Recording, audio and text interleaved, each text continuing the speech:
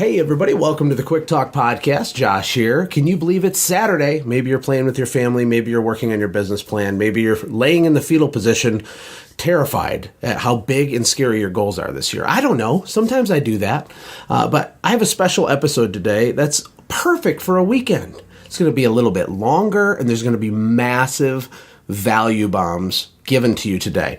I'm joined by my longtime business partner and one of my best friends in the world, Christopher Phillips. How you doing, Chris? Awesome. How are you doing, Josh? Glad to be here. Better than I deserve, like Dave Ramsey says. And what we're going to do is we're going to talk about a couple things. Number one, I'm going to teach you how to get basically unlimited residential customers on demand. And I'm also going to teach you how to get more money from your current customers than you've ever gotten in the past. And then the really cool part at the end, I'm going to play you the audio of a 30 to 40 minute presentation that me and Chris did together called whale fishing. And this is actually really cool. It's actually a video, and there'll be a link on the Quick Talk Podcast website for this episode that will play the video for you. But I think you'll get a lot just out of the audio being stripped out of it. And what we do is we walk you through the literal exact how-to nuts and bolts process that we use, specifically Chris, because he handled the commercial sales for us, on how we went whale fishing. Whale fishing is just a phrase we use to describe getting really large commercial accounts. And if your company's small, that's fine. Like, you shouldn't be scared to go after some whales. It's a really, really good thing. Most people are too intimidated to even try because they're scared they're going to screw something up. We address all of that stuff, as well as give you the exact blueprint to get accounts worth, $30, $50, $100,000 per cleaning. And we even play a video inside of our video. The actual video presentation we use to land an account with one of the big three automakers worth over $300,000 a year, and we explain the whole process and the differences between residential and commercial. So this is like a special power episode. And Saturday is a weird day to put this out because a lot of people might miss it. If you are not missing it, good for you, because this is mega value bomb gold nugget raining on your head. So to start, Chris, I've talked too much. Let's talk about getting residential customers on demand by using RadiusBomb. And because we have, with my software SendJim, we have several thousand customers now at this point, and people are killing it using SendJim, and RadiusBomb is one of the features inside of SendJim. Briefly explain what it does and why it's so powerful.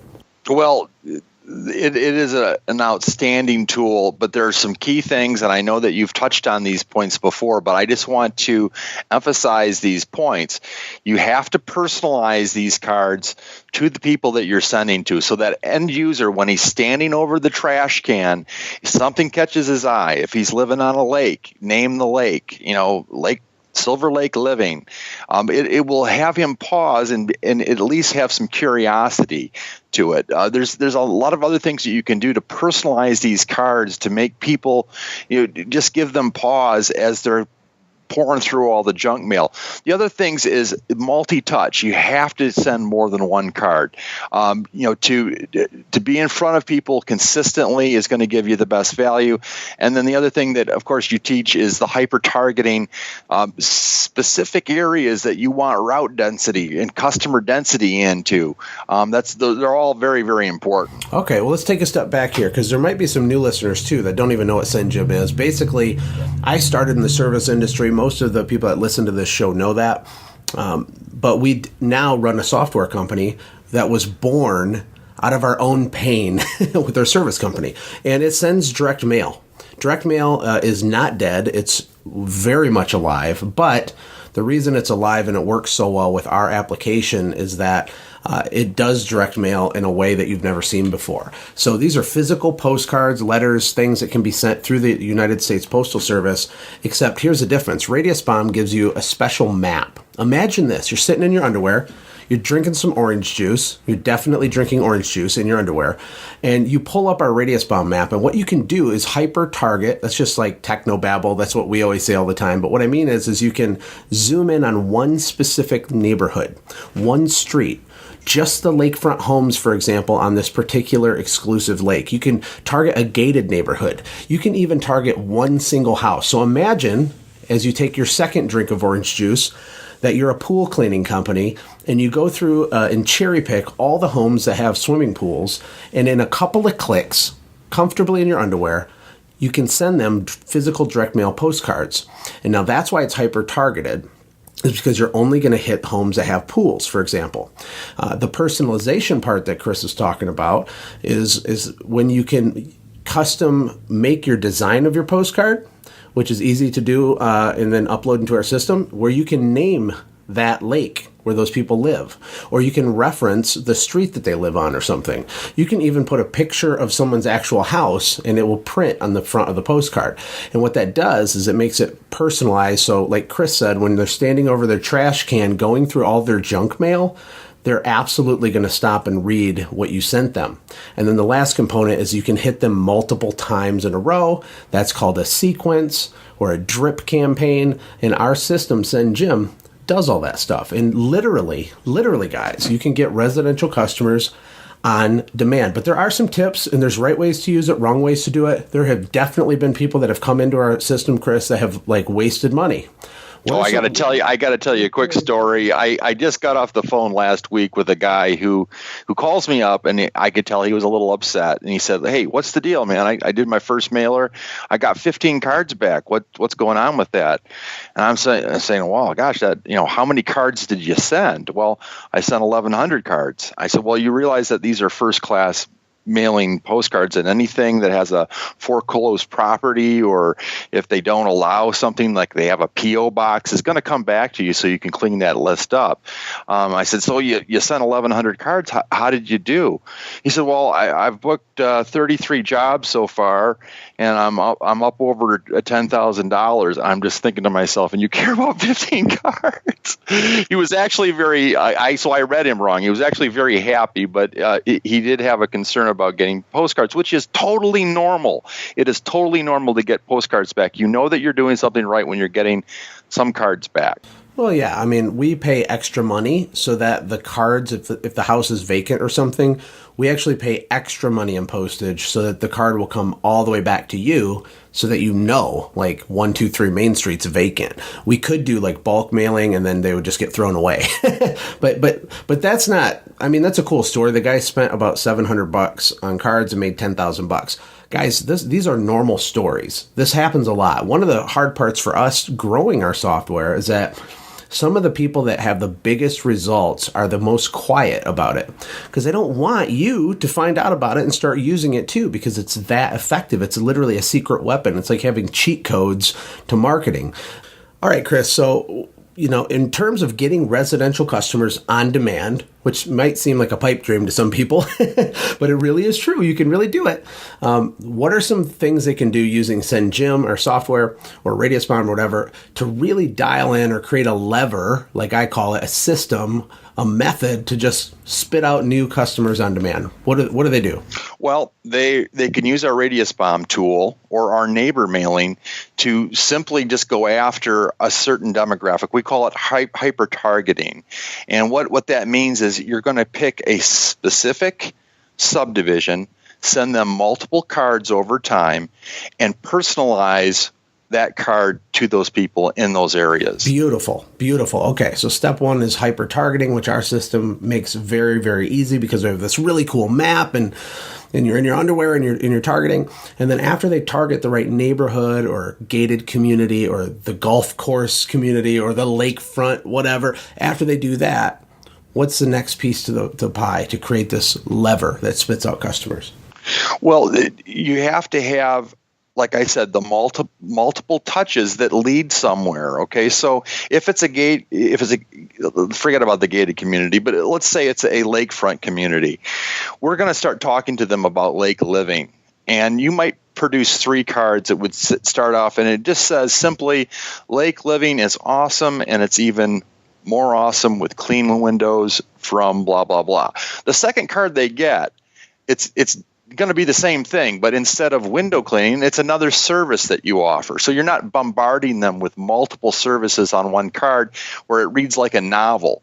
You want to have a simplistic message, and that's what we're seeing really, really work well for our customers. Ah, that's beautiful. Well said. And then the third step to creating residential customers on demand, just to recap, you want to target the right people exactly using, hyper targeting techniques, which is easy with RadiusBomb, but you can do this stuff on your own.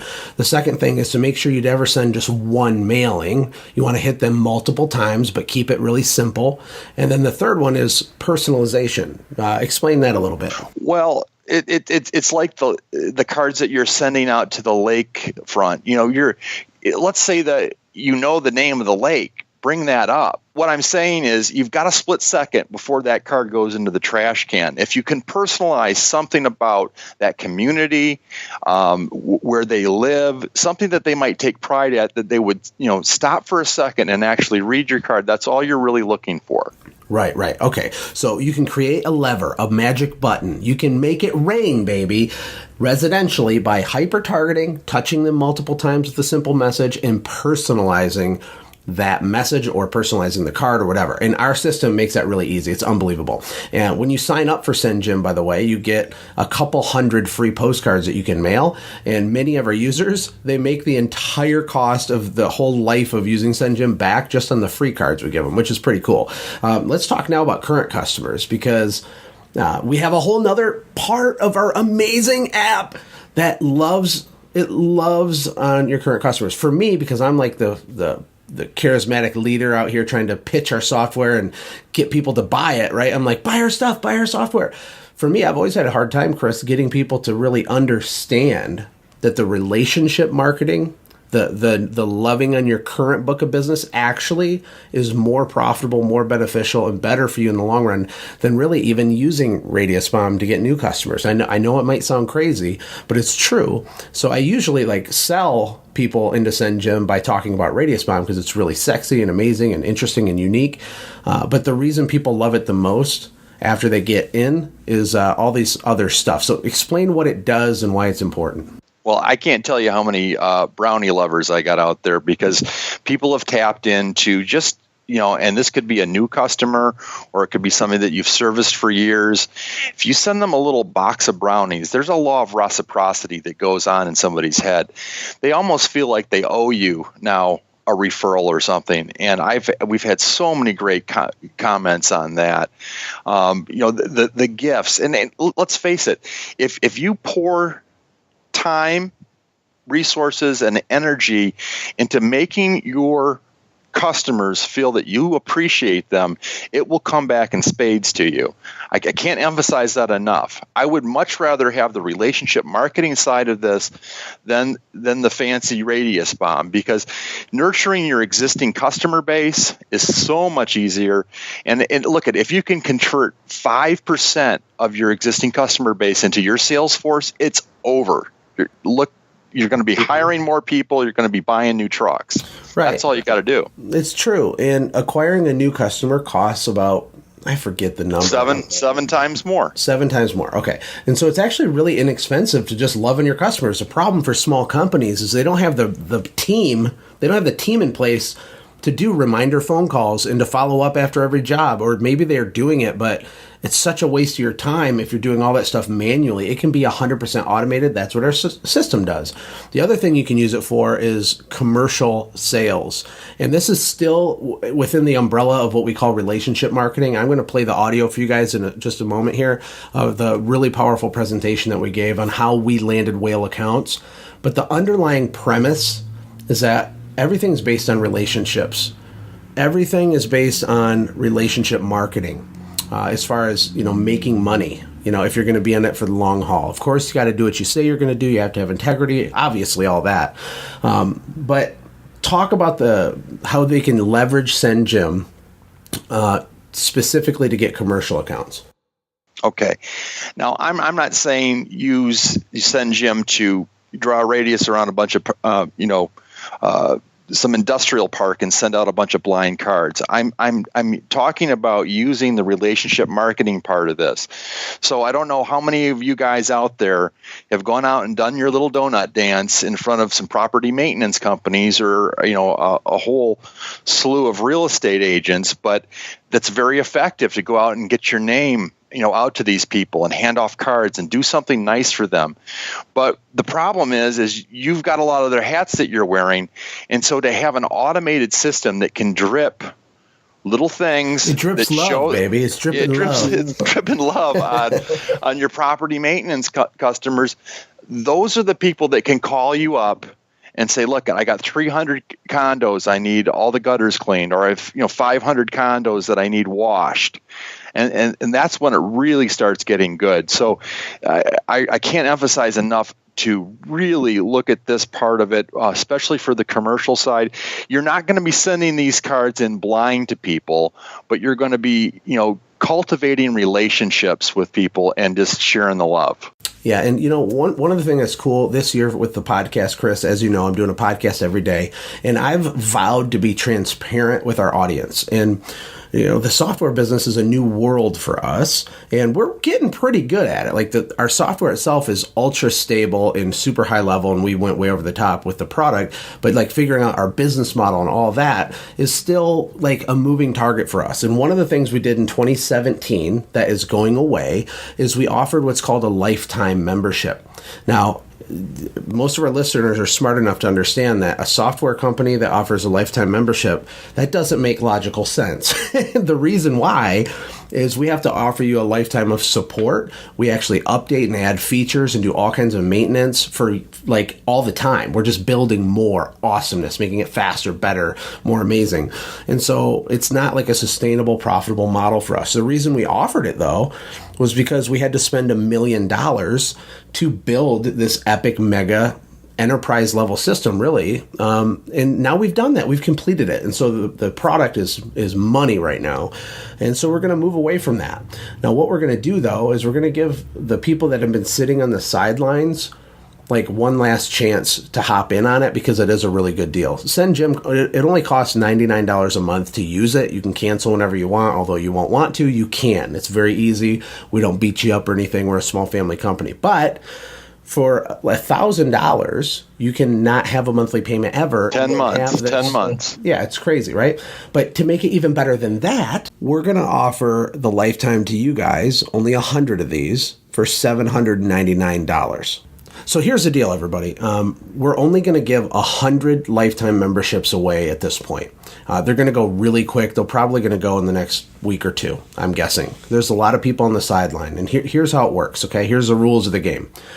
It's $799. You get lifetime access to the software. Everybody else is paying $99 a month, but not you. We're also going to give you 200 free postcards to mail out, which in many cases pays more than the original $800 to get in the first place. So it's like free. Yeah, it's amazing. But here's how you have to do this, because it's not available like on a web page or online, because we're phasing this out. This is going to be exclusive for the next 100 people that hear about this. You need to send Chris an email. Now, Chris has a sales team, and either him or one of the people on our team will get back with you and get you signed up and create an account for you. It's very, very easy. We hold your hand the whole time. It's a monkey can do it, okay? It's simple. His email address is chris@sendjim.com, chris@sendjim.com. And he'll get you hooked up. But when the 100 are gone, then they are gone, baby. Gone forever. It's so sad. It's so sad. But it's happy for you if you're able to catch this in time. So anyway, without further ado, I'm going to play the whale fishing presentation that people have went crazy over on Facebook, and the few people that have seen it so far. It's very powerful. You probably want to take notes. It literally could make you an extra $150,000 to $400,000 this year. So here we go.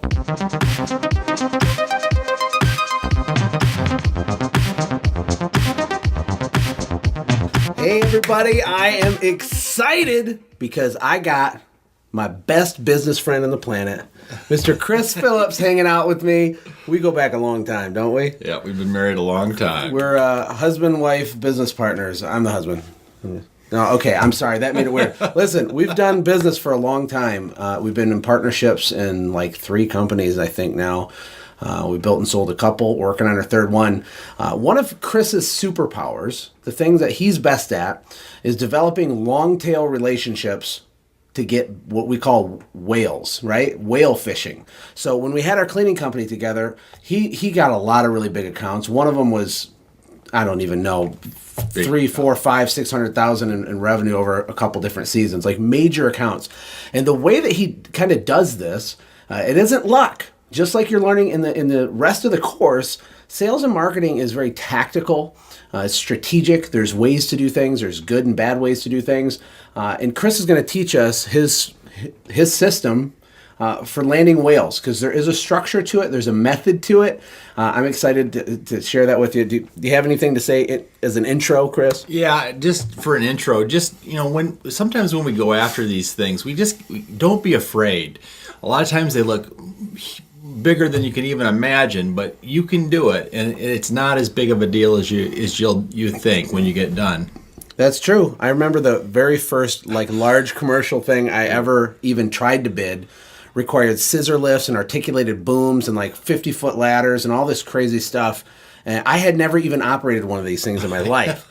And I'm walking around with all these people, and we ended up getting that account. I horribly underbid it, but it was a massive step in the right direction for us, and we learned a lot. And it's okay to underbid, because you learn, and then you learn, and then it's okay. Right. And we're gonna get to things to avoid too, because that is a big one. People way overthink this stuff. Getting these large accounts, I'm talking accounts worth $100,000 one account or more, or $30,000 for a single service or cleaning. These things can really help your business. If you're brand new and it's just you, this might not apply to you today, but the skills we're going to teach you are so valuable. This is insider stuff. I mean, This is pulling back the curtain on how we did this stuff. And step one to whale fishing, per Chris's system, is what he calls identifying the species of fish. What do you mean by that? Well, you want to know who the people are that you're going to go after. You want to know where they hang out. You got to go deep and figure out where to find these people. And it is a lot like fishing. You need to have the right bait. You need to have the right area. You need to have everything in place to go after these people. So for us, when we had our pressure cleaning, window cleaning business in Michigan, and this applies to you if you're lawn care, carpet, it doesn't matter. It does not matter, okay? It's all the same. We decided to target car dealerships, assisted living facilities, colleges, some industrial businesses, property managers, and dentists and doctors' offices. For us, what we would do when we identified the species was, step one was always to do, it's called data mining. Mm-hmm. Data mining is the most nerdy word ever, but it's critical as a step one. And when Chris said you got to learn where they're hanging out and all that, we need to identify what data points do we need to collect on all these types of businesses in our market, in the area that we work, right? So step one's getting organized, getting in front of a spreadsheet. Luckily for you, I've made a spreadsheet that I'm going to share a link to you that you can not use, but you can just look at how I set it up and then make your own one. And it's very simple, but this is how you organize the data and what types of species of fish you're going through. So, assisted livings was one type of fish, right? Yes. And then property managers is a different type of fish, and there's different ways to get in front of them. So here are the data points. Can I just read them? Sure, yeah. So we got, what type of business is it? We have the name of the business, obviously, the address, a physical mailing address of the business, city, state, zip. And then we have these 3 different people that if we could identify one of these people in the business, we would document it. So the most common person you're going to encounter if you attempt to solicit or reach out to a whale is what's called a gatekeeper. What's a gatekeeper? The gatekeeper just will keep you away from the decision maker. It's her job to do that. And it's really kind of an art to be able to communicate well with these people and get them on your side, or find a way to get around them. Right. So their job, honestly, is to just stiff arm people that are trying to get to the executive or the manager or the whoever, the facilities director, whoever the decision maker is, the one that has authority to hire you. We want to find out who the decision maker is. And sometimes you can do that online. That's what data mining is. You're basically being a creeper and you're figuring out, okay, we got this assisted living. In my example here, Living Legacy Assisted Living. It's just a fake business. And maybe on their website, it says that Robert Highland, the decision maker, is the managing director or something.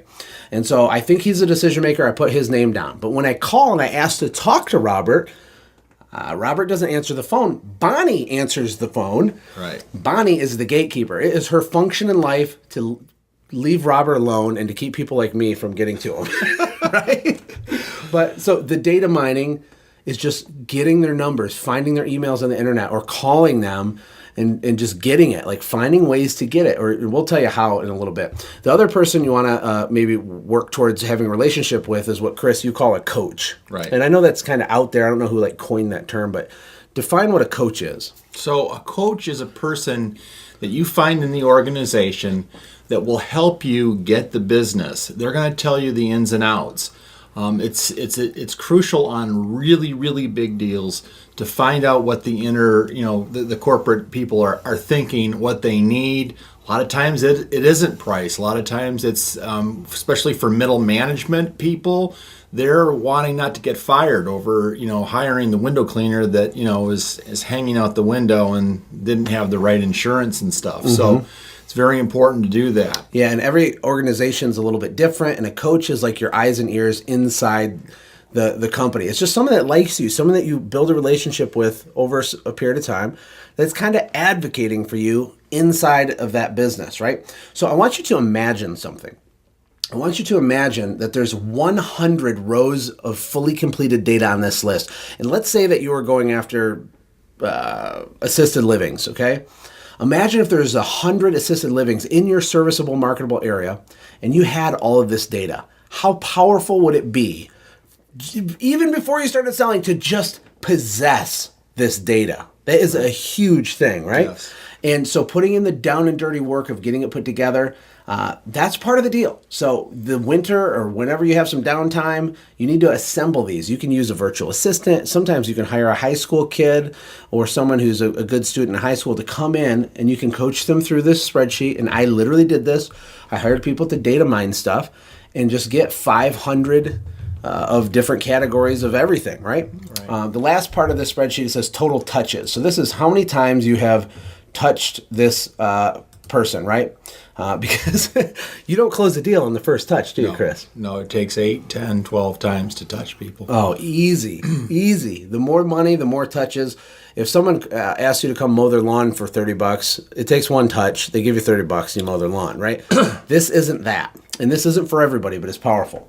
One thing I want to get back with on the coaching, you really want to mirror your own personality to the people that you're going after. We did not do very well with car dealerships. For some reason, it just wasn't a personality click that I had. But man, if I could get in front of an executive director at an assisted living facility, it was over. And so, I mean, go after the low-hanging fruit, but, go after the people that you can relate to. That's what's really crucial in getting a coach that knows and likes you, and you have something in common with them. Mm-hmm. And the coach might not be the decision maker. They just kind of are there. They can keep mentioning, man, the windows are really dirty here, boss. You should take a look at that. Call my buddy Chris. But to recap, okay, identify the species. Who are you going after? What industries? What types of big commercial whales are you going after? We gave you some examples, but it can be anybody. And then where are they hanging out? Well, what that really means is what data points do we need to capture? I've created this spreadsheet that is virtually identical to the one that we use in our cleaning business. I don't have that one anymore because we sold our business, so I recreated it. So you get the data points, and then we got to figure out the bait. How do we get them to bite the hook? How do we get them to want to engage with us? This is a trickier thing, but speak to that a little bit. Well, you have to you have to look for people's pain points. I know that sounds weird, but you're thinking, well, what pain point does a middle manager have at Ford Motor Company? That's a hard one, and that's why I say try to mirror the people that you can relate to mostly. But they do have certain, for example, I had a very large customer have me down multiple times to just to bid stuff, and they never gave us any work. But because the bait that I gave up with that, it was the long game. I played the long game. I made sure that I was available for them. And so I went fishing a lot, basically, and that was, the bait was just being, available. Being available and creating that.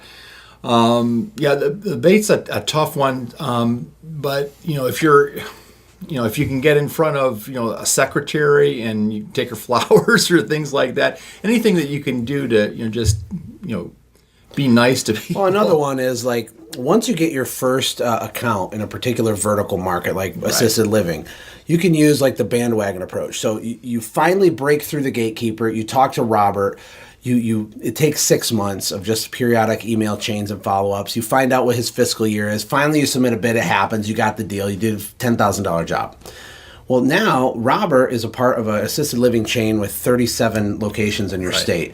You go to the next one and you call their gatekeeper and you say, "Hey, my name's Josh. I work with Robert over at your other so-and-so location. I need to talk to Mary about this certain thing." It gets a little bit easier and you create a snowball effect. But I remember, Chris, when you were going down doing these bids, and we're talking about General Motors, the really big account that we got before we sold, that Chris got, required him to go down there all the time. And it was like kind of fruitless at first, but we would have conversations. We're like, nope. They go to the front of the line. They go to the top of the list because we knew what we were dealing with there and what the upside was. And that's why whale fishing is totally different than your standard residential stuff. And a lot of businesses get stuck because they don't understand this stuff. And there's so much money to be made here. Like, these are just people. Yeah, they're just people, and they hire and they write $80,000 checks instead of $200 checks. Right, and a lot of times, if you're in the right place at the right time, just like fishing, you'll get lucky and you'll land a big one. I remember the first week I started calling when we became partners, I landed a small college. And it was a phone call. I got right on the line with a cold call with the managing director, and he was like, "Yeah, come on in." And they had this old couple that had been doing the windows for years, and this was a $25,000 a year account. And when we got there, we were freaked out. It was like, this is going to take a month, and it took. I think we started doing it in one day. Right. By the time we got it all systemized, yeah, exactly. But being organized, working the touches, playing the long game. Let's talk about strategy. So we have all the data. What do we do? How do we work this list? How do we strategically turn this into money, Chris? What do we do? My favorite thing and what I did, and it has, back to Bog, boots on the ground, is you get yourself a really nice estimate sheet. It's got to be thick paper. It's got to be over the top. It's got to be quality. Multi-page, in a clear binder. Right. Picture of the facility on it.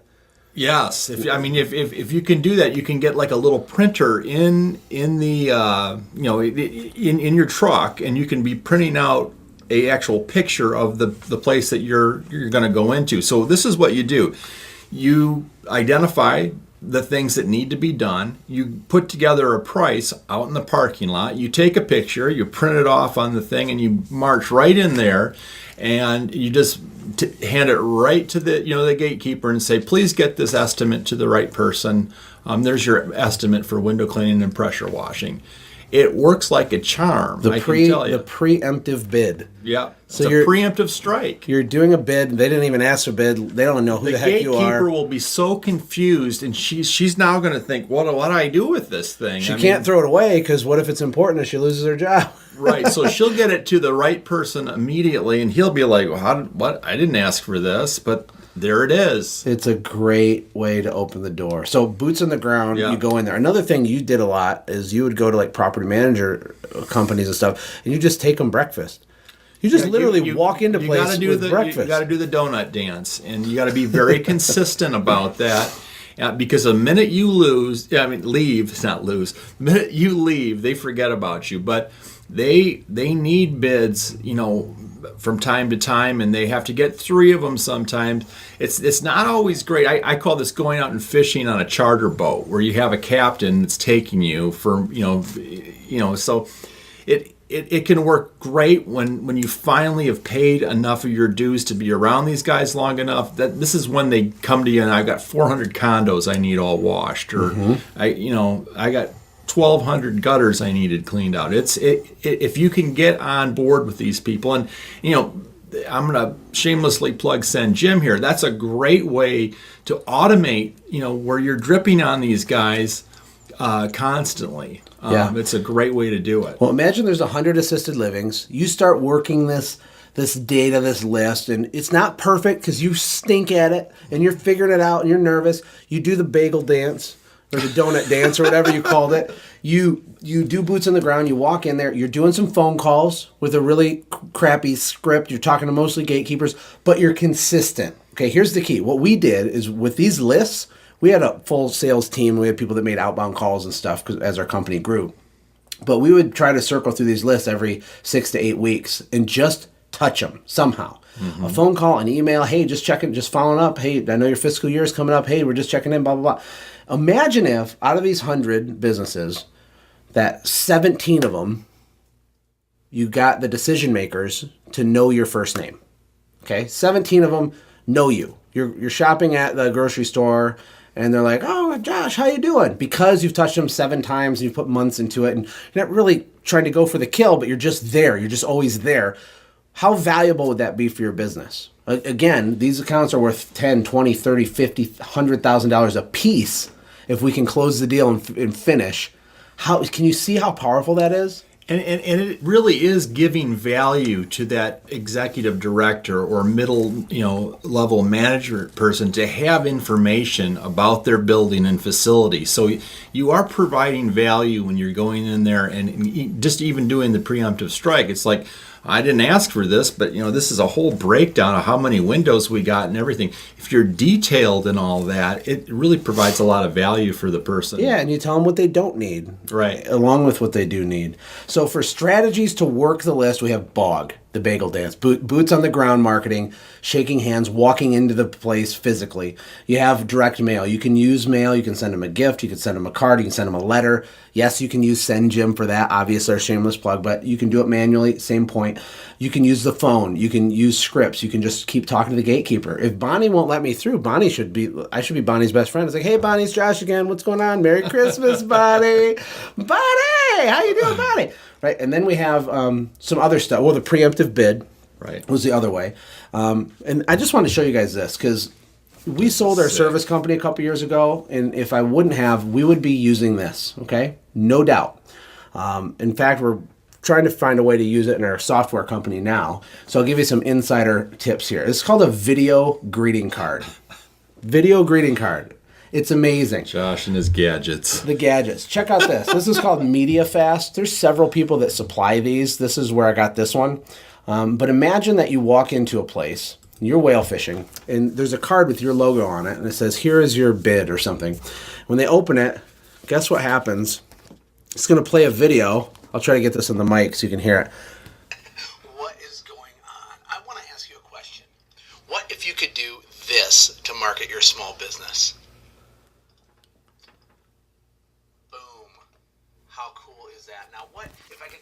I hope you can see that good, but the point is made nonetheless that this is a very, very different type of way to market. So you hand this to a gatekeeper, and it has some valuable content on it somehow, and then you tell her, hey, I need you to drop this off to the executive manager or the president or the whatever. I'll be back next week to pick it up sometime. No worries. Have a great week. What do you think would happen if you did that to a targeted list like this? It really it sets a standard that is so high, and that's again speaks to when you do the preemptive strike. If you imagine putting a real picture of their facility on that bid, that goes to say that you're very thorough and that you really kind of care about what you're doing. Oh, yeah. This is just over the top. We would have loved to use this. But we did over the top. And, let's spend a few minutes. I'm going to play you guys a video that really no one's seen except people in my Automate, Grow, Sell boot camp, along with a workbook that we use to bring it home, a $300,000+ a year account with General Motors, okay? And they did not ask us to make the video I'm about to play you. They didn't ask for it at all. No. They didn't even imply that they needed a video. And they didn't ask us to build them this detailed plan, right? This is from several years ago, right? But I'm going to go through this with you. And let me give a little bit of background on this. This particular site, there's 35,000 people that work here, okay? It is massive. It's like 10 city blocks, and it's all in downtown Warren. And it's an amazing facility, and it's all fenced off.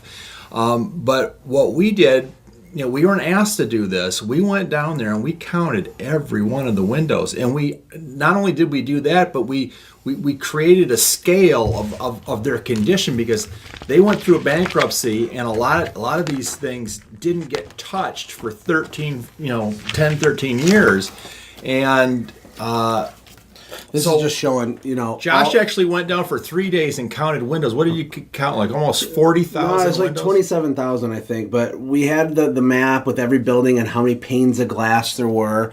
And then coupled with that, we had the condition of the glass per building, right? So we had, 59% of the glass was poor condition. 17% was normal condition, and 24% was very poor. And then this presentation just breaks that down. I won't bore you with all the details of it. I just want you to understand that we printed off like 15 of these and took it to an executive board meeting and presented it to all these people. And they're flipping through it, and they've watched the video I'm about to show you, and try to compare what I'm describing to you against the other bids they get. Okay, which is where they drop off the carbon copy thing. Here you go. Right, here you go, blah, blah, blah, blah, blah, right? We've completely positioned ourselves as experts far in advance of anybody even trying to compete. In fact, we took this job away from what used to be a big company because they dropped the ball. So let's just watch this video real quick, and hopefully it'll help some of you. Hello, everyone. My name is Joshua Latimer, and I'm the founder of Birds Beware Window Cleaning. We're here today to talk about what we are calling the 2015 Window Cleaning Attack Plan for the GM Tech Center in Warren, and presented by Birds Beware Window Cleaning. With over 28 beautiful and historic buildings on site at the Tech Center, it can easily be said that General Motors has its hands full in regards to window cleaning. In fact, there are over 23,000 panes of glass just on the exterior of your buildings. Let's go ahead and get started. Today, I'd like to discuss the problem as it stands today, the solution to your problem, who exactly we are, and how partnering with us in 2015 will be a very profitable decision for your company. First of all, we started this process by taking some initiative and mapping out all of the buildings on site. We needed to get a clear understanding of exactly what is needed, the condition of the windows and glass in general, as well as build ourselves a nice visual aid to assist us in creating this plan. We labeled the buildings, we counted the window panes for each one, and assigned a glass condition number to each building individually. Glass conditions ranged from 1, which we called normal, 2 being poor condition, and 3 representing very poor condition. You see, as shown in this graphic, the GM Tech Center has a significant problem on its hands with overall condition of the glass. 83% of all exterior window panes on site fell into the poor or very poor categories. The reason there's a problem is pretty simple. You see, glass is slightly porous, and when left uncleaned, the window can become etched and even unrepairable. After a certain amount of time, the chances of restoration is greatly diminished. Now, our plan is to set you guys up with an easy-to-understand yearly calendar cycle that makes sure all the glass is being taken care of like it should be. Once-a-year cleanings are industry standard for your line of work and the types of buildings on site, but unfortunately, much of the glass seems to not have been touched in close to a decade. We believe that it's critical to address this now before it's too late. Waiting even 2 years before cleanings greatly increases the difficulty involved and increases the cost of the actual cleaning. Waiting more than 5 years can cause irreparable damage. Based on my cost analysis, replacing the glass would be upwards of $10 million and obviously would be a monumental task. I also believe it's completely unnecessary. If we act now, we can get things back on track for a tiny fraction of replacement costs. The solution is a combination of 6 key components. Number 1 is our cleaning calendar, which will take all 28 buildings into consideration so everyone's on the same page the entire season. Number 2 is flexible scheduling. We're going to utilize what we call an elastic scheduling technique. It allows for an immediate response from our crews at any time for special projects or areas that need prompt attention on property. Number 3 is the fact that we're going to be investing in 2 dedicated 2-man crews plus a supervisor for this project. 5 days a week, our guys will be on site, bringing back the luster of the GM Tech Center. And response times to your staff will be immediate because we're always on site. Number 4 is our ability to clearly communicate through the use of technology and having a concise plan. We will provide 3 separate ways to communicate to each staff member directly to all Aramark and GM staff. Number 5 is accountability. Because of the sheer size and scope of this work, we're going to provide detailed monthly reports with exactly what was done each workday that month, as well as keep current progress reports available as we move throughout the season. Number 6 is our long-term approach. We look at this opportunity as the first step in a much bigger future relationship and an important part of bringing back the luster of the historic GM Tech Center. There's a deep need for GM to have this work done, and with your nod of approval, we can get it done. Now, let's talk about who we are. First off, my name is Joshua Latimer. I'm the founder of our company. We're not a normal service company as we provide very high levels of service to all of our partners. We are long-term thinkers and we love technology.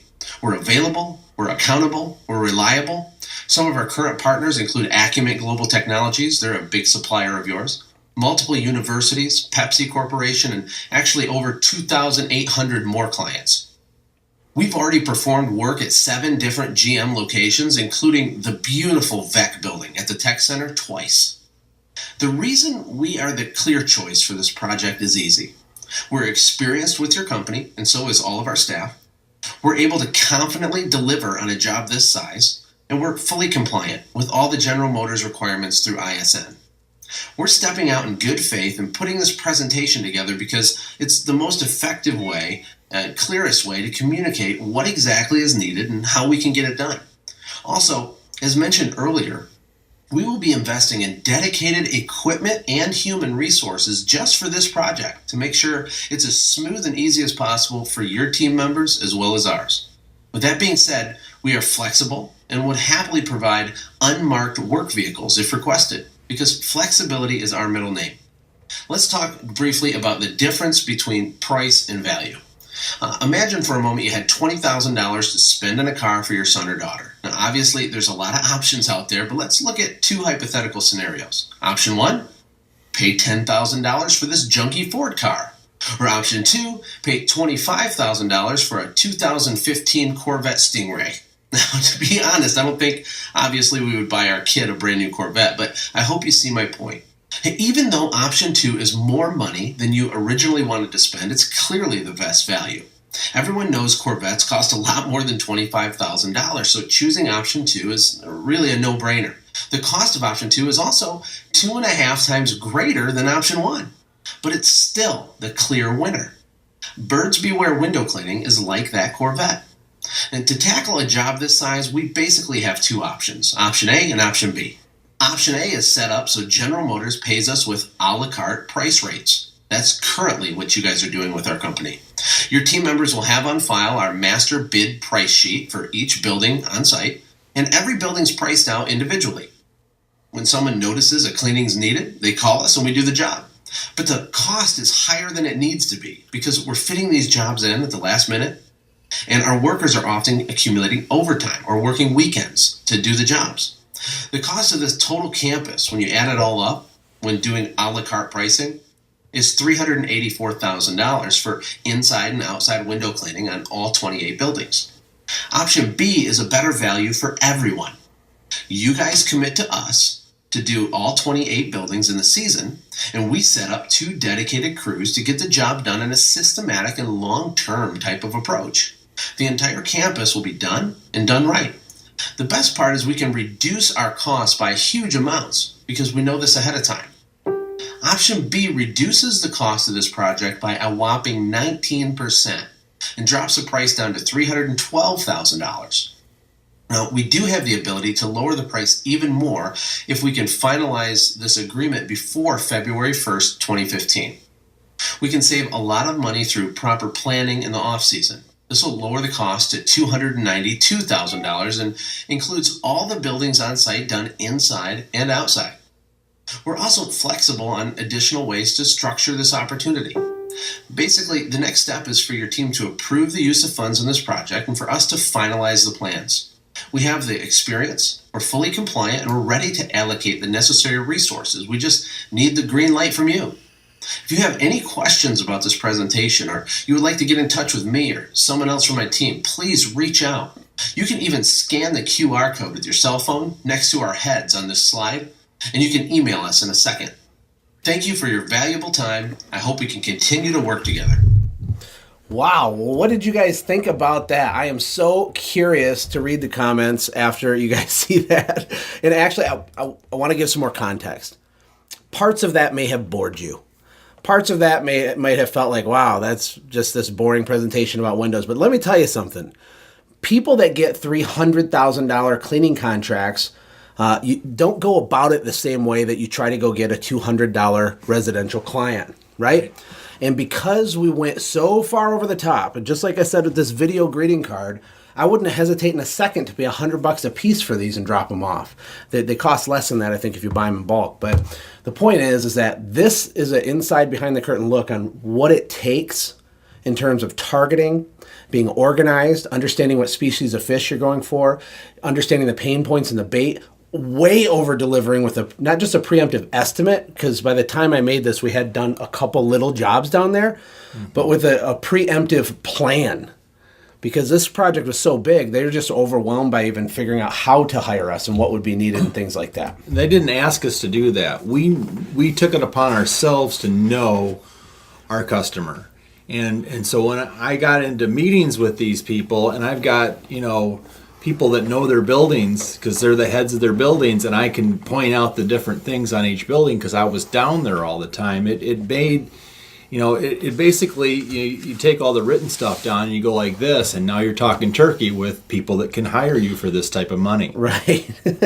And here to wrap this up, guys, on the whale fishing section of the Sales and Marketing Super Course, we want to give you some things to avoid, a few basic things when you're going for big accounts, and some tips. For things to avoid, me and Chris took some notes, short-term thinking, overthinking the pricing, and doing too little of a sample size. Can you elaborate on those?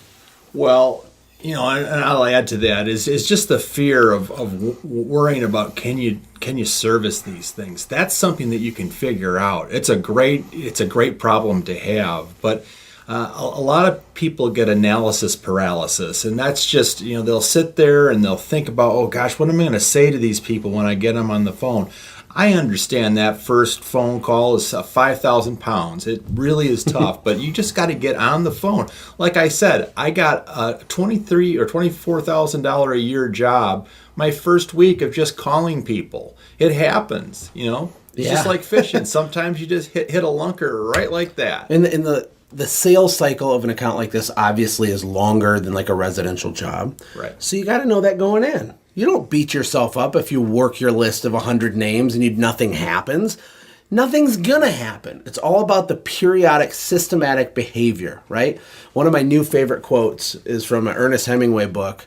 And I don't even know what book. I heard this on a podcast. And these two guys are sitting at a bar. And the one friend asked his friends, so how did you go bankrupt? And his friend said, gradually and then suddenly. My point being is that is how you go bankrupt. That's how your business dies. It's a whole bunch of little things pushing you down the wrong path, and then boom. But on the flip side, that's how you get $300,000 whales, is gradually and then suddenly, right? Right. Too little of a sample size is something to avoid. That just means don't call 10 people and think that you did something. Call 500 targeted people every Massive 6 to 8 effort. weeks for the entire year, and you'll probably make hundreds of thousands of dollars in the next 18 months because of those efforts, right? And remember, a lot of these decision makers, this is a seasonal business, so you don't go out, bear hunting in the spring when mom is having her cubs. You go out, in the right time of year, and yeah. Yeah, that's good. And as far as final tips, as we wrap up, Chris, I appreciate your time, is to focus on solving the pain points, understanding the company's fiscal year. Sometimes companies only approve funds like in April, or sometimes weird times like June. They have a different fiscal year than they have a tax year. And you can just ask them and know. And then when you really need to move in to get the kill, so you can get into their next year's budget as a line item. January is the time for assisted livings. That's when they approve all their funding. Cool. And then we have make the decision maker the hero. That's a big one. Oh, yeah. So in my fake example in my spreadsheet here, the decision maker is Robert Hyland. He's the executive director of the Living Legacy Assisted Living. How do we make him the hero? What do you got to say about that? Well, you have to look for opportunities, and we used to do this a lot, and it worked. It just if there's a little old lady and of course at assisted living you got lots of little old ladies. Do something extra. Say, hey, you got a couple big guys here. Do you need anything heavy moved?